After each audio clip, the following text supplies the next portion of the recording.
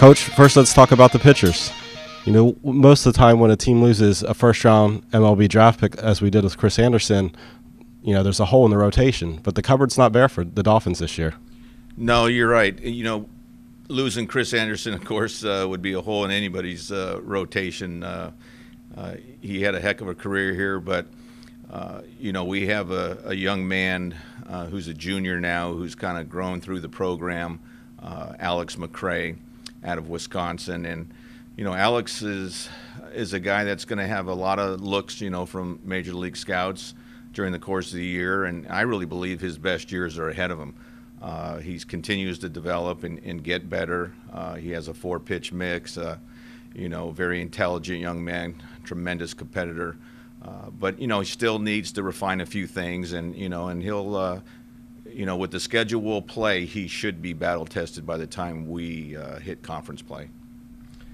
You know, along with the returning pitchers, and as you mentioned with Alex McCray, you know, we have some other veteran arms in the bullpen as well.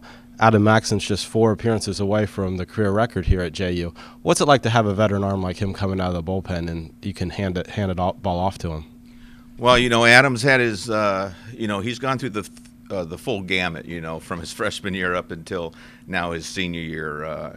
You know, he was a converted catcher, you know, out of high school, and he has really done a good job in continuing to learn the tricks of the trade, as you may say. But, you know, he is a guy that's going to give you a steady presence out there every night when we need him in that situation late in the ball game. He's also one of our captains. You know, you're gonna kind of get a little gray hair with Adam once in a while, you know, because he's a guy that you know, sometimes will run deep into counts, but he has the ability to make a big pitch when it counts, and that's what we're looking from him. And, you know, I told him earlier in the year, this last fall, that all we're looking for from him is just to go out and do the things that he's capable of doing, and not something that he's not capable of doing. And that's what you'll get with a lot of young pitchers, but I don't think you'll see that with Adam being a senior this year.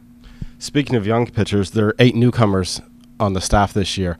What's it going to do early on in the season? Guys going to be competing for innings, some inter-squad competition. How does that help the team as they build towards April and May?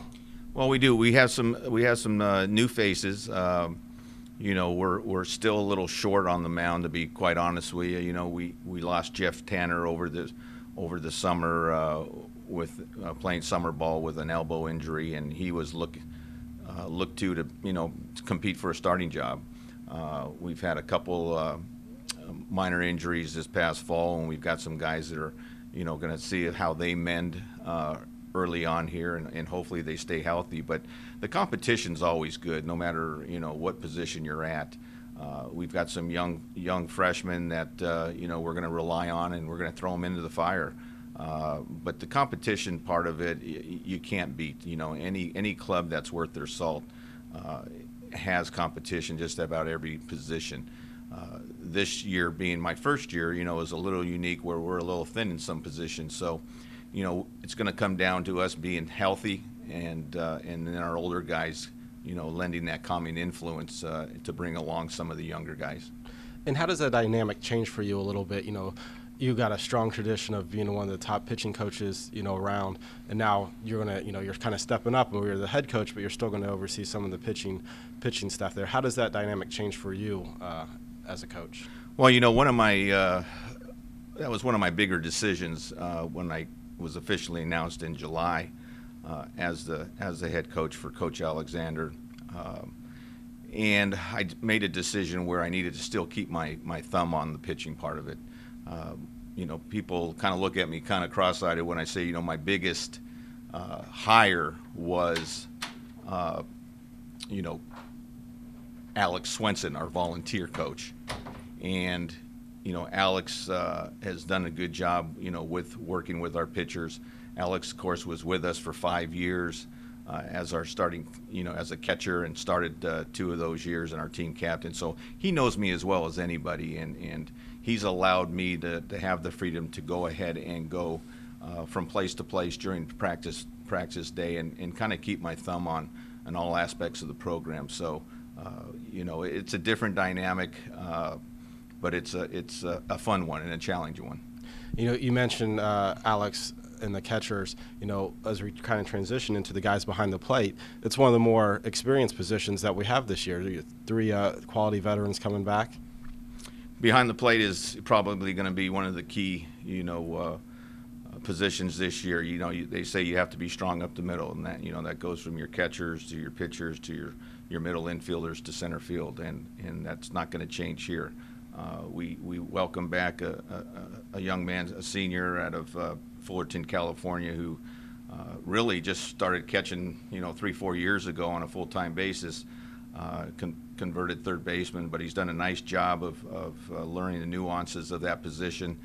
He's turned himself into a draft pick his senior year. We're going to rely on his leadership to have that calming influence on the pitching staff. But having those guys, him and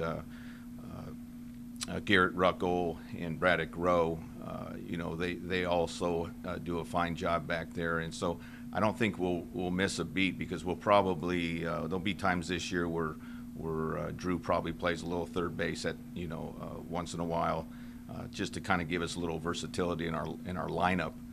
So we're going to have to rely on the other 2 young men to fill in and hold their own. Yeah, and that's the other side of them. It's not just what they can do behind the plate and managing the staff, but what they can do at the plate with the bat in their hands. Exactly. And Drew's going to probably hit in the in the middle of our order, and Braddock Rowe, and if he's not catching, has a chance to be our everyday DH. Depending on the matchups. Garrett Ruckel has done a real good job this past fall, and so far early here in January.